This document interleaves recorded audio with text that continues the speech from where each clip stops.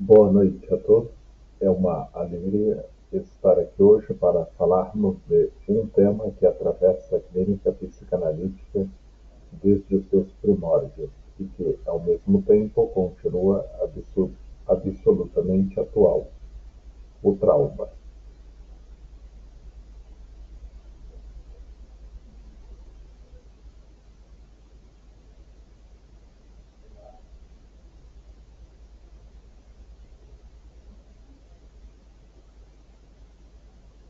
O trauma como marca psíquica. Sigmund Freud, em Além do Princípio do Prazer, 1920, descreveu o trauma como aquilo que rompe a capacidade do aparelho psíquico de elaborar e simbolizar. Em suas palavras, o trauma psíquico é um excesso de excitação que a mente não consegue ligar, não consegue processar no momento em que ocorre. Isso significa que o trauma não é apenas um acontecimento externo doloroso, mas a experiência de um excesso, um impacto que o psiquismo não consegue traduzir em palavras ou representações. Freud nos mostra que, diante do trauma, o sujeito não apenas lembra, ele revive. O passado não fica para trás, mas retorna de modo compulsivo, seja em sonhos, lembranças intrusivas, sintomas ou na famosa compulsão à repetição. Por isso, ele escreve: o paciente não se lembra de fato do que esqueceu e reprimiu, mas o vivencia novamente, não como passado, mas como experiência atual. Freud, 1914. Recordar, repetir e elaborar. Ferenczi e o trauma como quebra de confiança. Ferenczi, em Diário Clínico, 1932, aprofunda essa ideia, mostrando que o trauma está também na solidão da experiência. Quando a criança, por exemplo, vive algo insuportável e não encontra um adulto que valide ou sustente sua dor, o trauma se intensifica. Ele chega a dizer que a maior ferida traumática é a confusão de línguas. Quando o mundo adulto não acolhe a linguagem da criança. Em suas palavras, o trauma não é apenas o excesso de dor, mas o fato de não haver um testemunho que o torne suportável. Ferenczi, 1932 a 1990.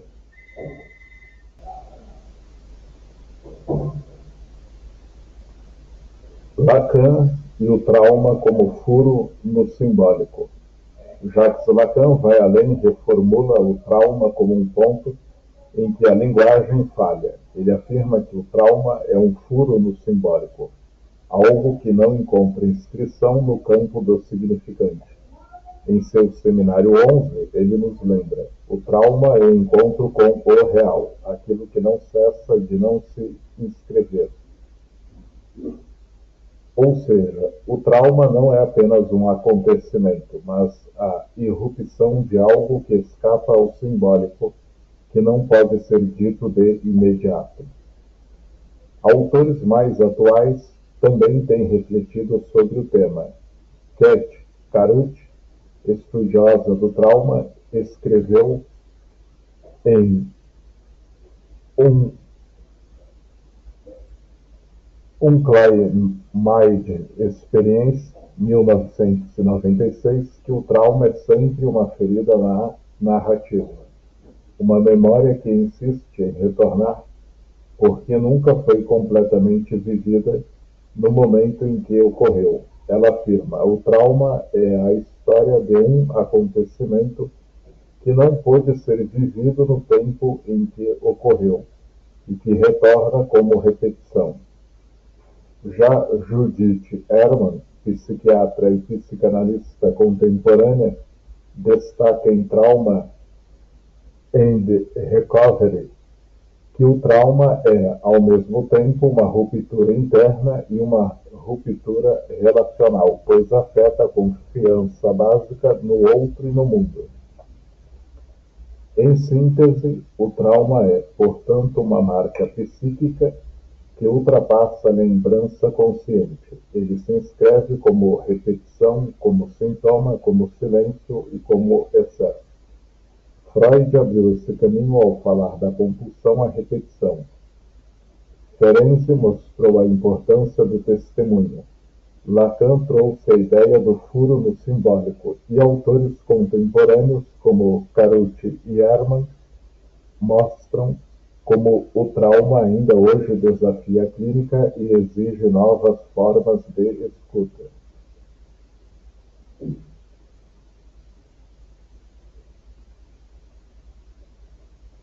Sándor Ferenczi, em seus escritos clínicos e, sobretudo, em seu diário clínico, trouxe uma contribuição essencial para pensarmos o trauma. Ele observa que a maior violência do trauma não se restringe ao acontecimento externo em si. O abuso, a violência, a perda, a invasão, a dor traumática se tornava ainda mais insuportável quando não havia ninguém que pudesse testemunhar, sustentar ou validar aquela experiência. Ferenczi dizia que, quando a criança é exposta a um excesso e encontra apenas indiferença ou negação no adulto, isso a força a silenciar a dor, a transformar-se em cúmplice do agressor, a enganar-se para sobreviver. Ele chamou isso de confusão de línguas. A criança fala a linguagem da ternura, mas recebe do adulto a linguagem da paixão ou da violência, ficando presa em um desencontro radical. A ausência de um testemunho e de um ambiente confiável faz com que o trauma se torne insuportável. A criança, em vez de encontrar proteção, encontra abandono. Aqui está o ponto central. O trauma não é apenas o excesso do acontecimento, mas a solidão absoluta de vivê-lo sem palavras, sem outro que o reconheça. Ele se instala, assim como aquilo que é vivido em silêncio, como o indizível, uma experiência que não encontra inscrição simbólica e, portanto, permanece como fenda no psiquismo. Jacques Lacan, retomando essa ideia, reforça que o trauma se relaciona com o real, aquilo que escapa à simbolização, aquilo que não pode ser plenamente dito. No seminário 11, ele afirma: o trauma é sempre um encontro com o real, aquilo que não cessa de não se inscrever. Dessa forma, o indizível do trauma não é apenas falta de palavras, mas uma impossibilidade estrutural de nomear o excesso que invadiu o sujeito. O papel da clínica. Se o trauma se constitui também pela ausência de testemunho, o trabalho clínico, como nos ensinou Ferenczi, é justamente oferecer essa presença confiável, esse espaço de confiança em que o indizível possa, pouco a pouco, encontrar palavras. Não se trata de lembrar tudo, nem de reconstruir o passado como um arquivo, mas de criar condições simbólicas para que o sujeito possa narrar, elaborar e transformar sua experiência.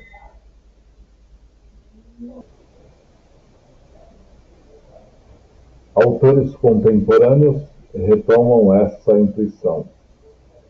Carucci, 1996, nos lembra que o trauma é uma ferida que insiste em retornar porque não pôde ser vivida nem narrada no momento em que ocorreu. Judith Herman, 1992, acrescenta que a possibilidade de reconstrução da confiança e da palavra é o que abre caminho para a recuperação psíquica. Em síntese, o trauma no olhar de Ferenczi e dos psicanalistas que o seguiram é marcado pelo silêncio e pela solidão. Ele se torna invisível porque faltou um outro que o escutasse. Por isso a clínica é convocada a ser esse espaço de testemunho, onde o que não pôde ser dito pode aos poucos ser simbolizado. Elaborar o trauma é, em última instância, transformar o invisível em narrável, sem apagá-lo, mas acolhendo-o na linguagem.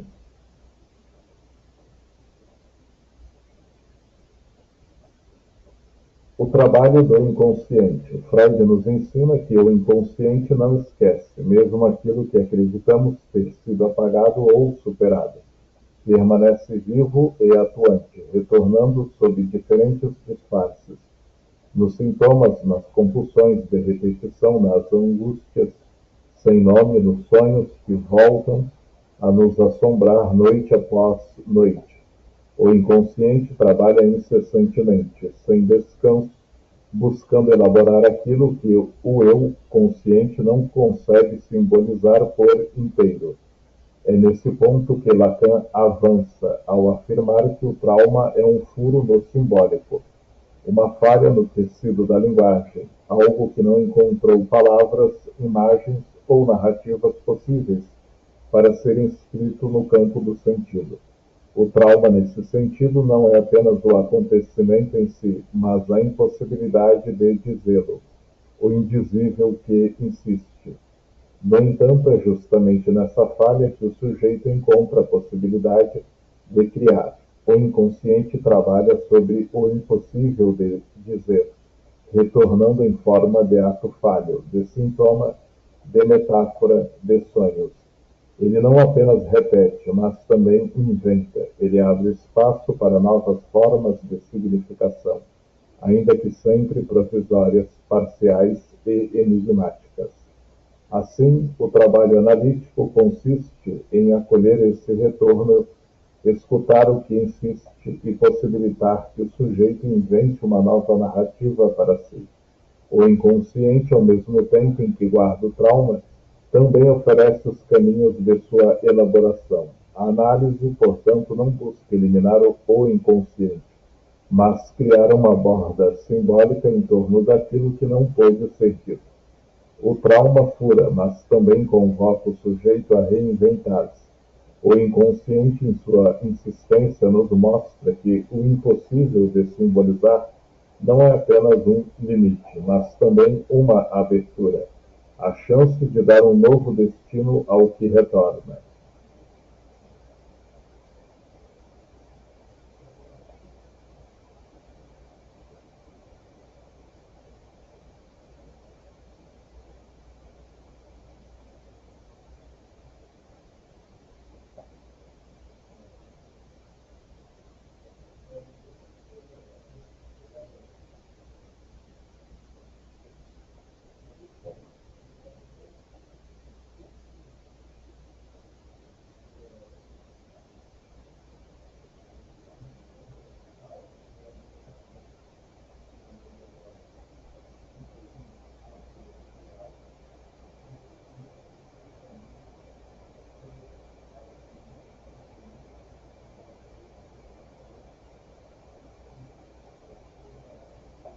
Vivemos em uma época em que o trauma deixou de ser apenas um acontecimento singular e passou a ser uma marca coletiva.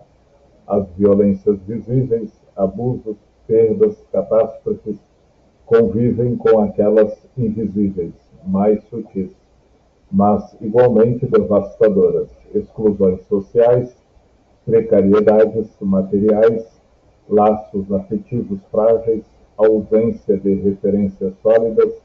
O sujeito contemporâneo não sofre apenas de feridas íntimas, mas também de feridas produzidas por um mundo cada vez mais veloz, competitivo e indiferente. Não por acaso, muitos pacientes chegam à clínica trazendo dores que não se reduzem à história pessoal, mas que estão imersas em um mal-estar coletivo.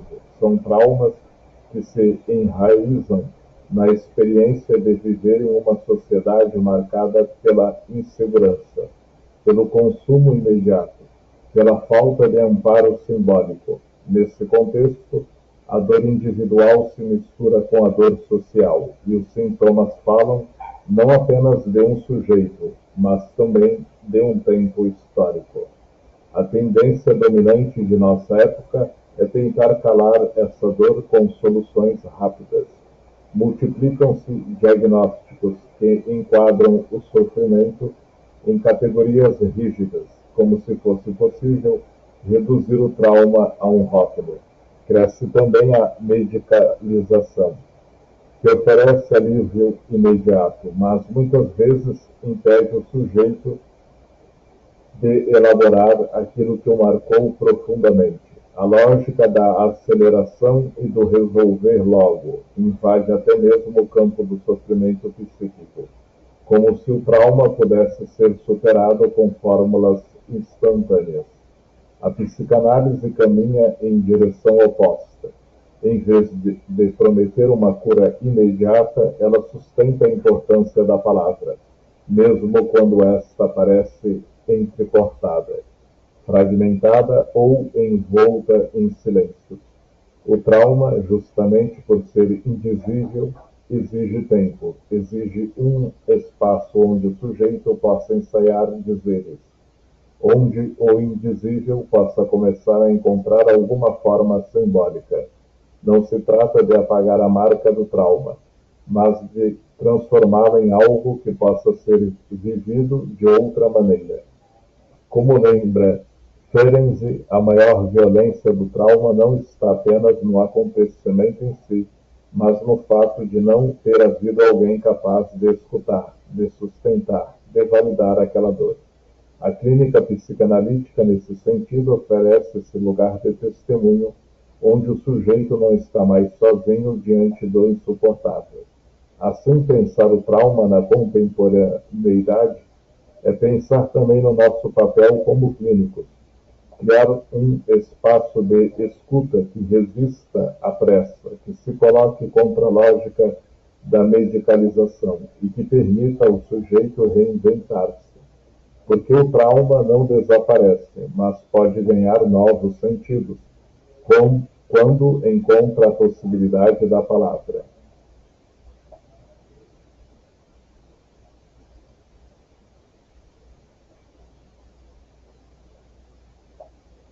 Na clínica do trauma, a função do psicanalista não é a de corrigir, muito menos a de apressar processos. O trauma, por sua própria natureza, resiste à pressa.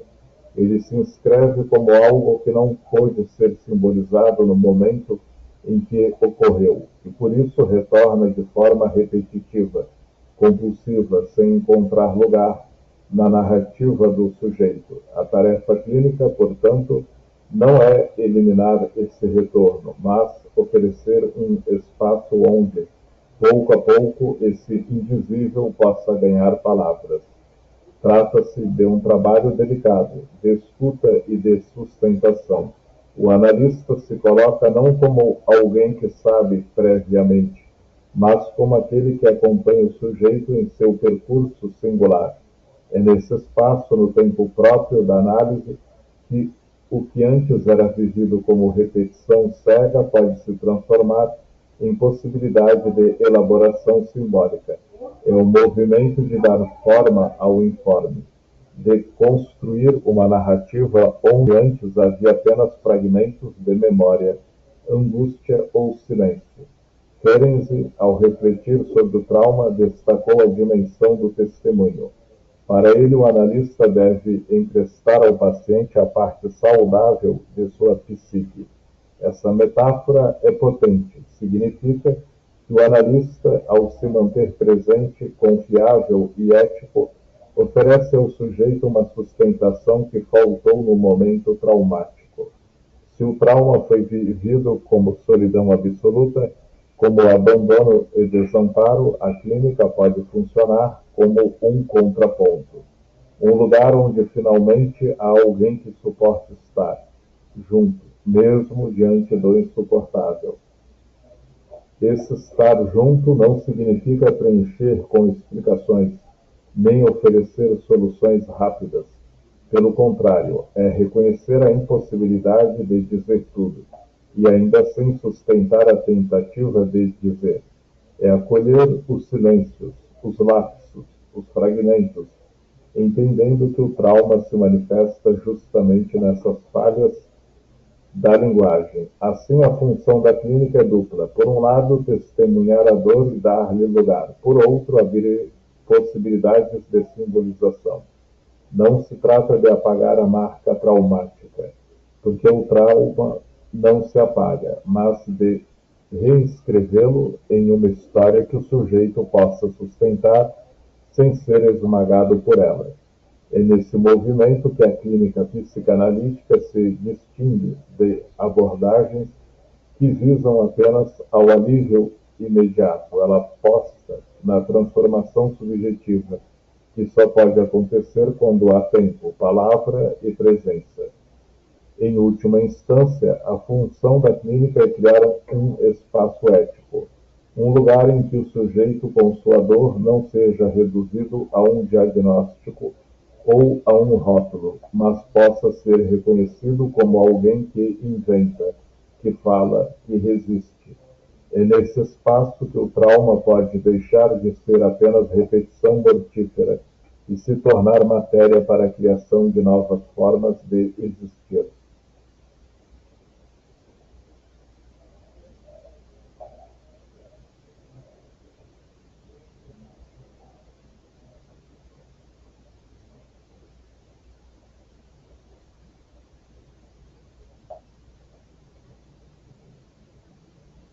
O trauma não se reduz àquilo que aconteceu, mas à forma como esse acontecimento invade a psique, ultrapassa a capacidade de simbolização do sujeito e permanece insistente, muitas vezes de forma silenciosa.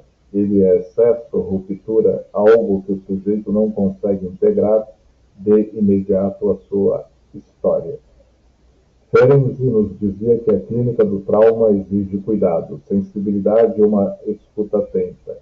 O trauma não desaparece simplesmente, ele retorna, de formas inesperadas, pedindo elaboração, seja através de sintomas, lapsos, repetições ou sonhos. O inconsciente trabalha constantemente o que não pode ser dito ou integrado.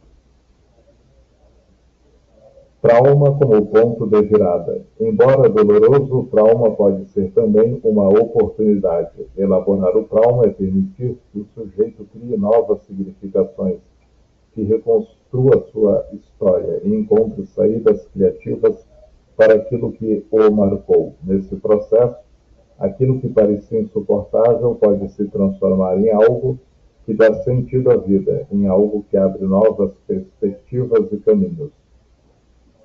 O inconsciente, ao transformar o indizível em palavra, em símbolo, em narrativa, nos oferece exatamente essa possibilidade. A repetição traumática, que muitas vezes assusta ou confunde, é também o chamado para a elaboração. É como se a psique dissesse: isso ainda não foi processado. Há algo que precisa de atenção, cuidado e significado. O consultório, a escuta, a relação terapêutica são esses os espaços privilegiados para que o sujeito possa trabalhar o trauma.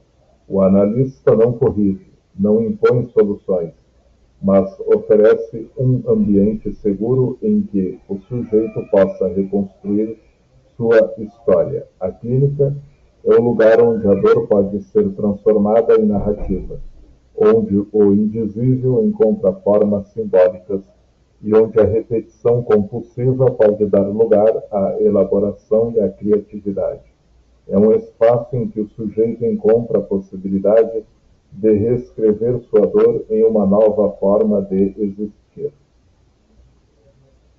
Em resumo, o trauma insiste, retorna, incomoda, mas também convoca a possibilidade. A psicanálise nos lembra que não se trata de apagar a dor, mas de dar-lhe um lugar, de escutá-la, de transformá-la em algo que possa ser simbolizado e integrado. O trauma, assim, deixa de ser apenas sofrimento e se torna também uma oportunidade de crescimento, de reinvenção e de vida.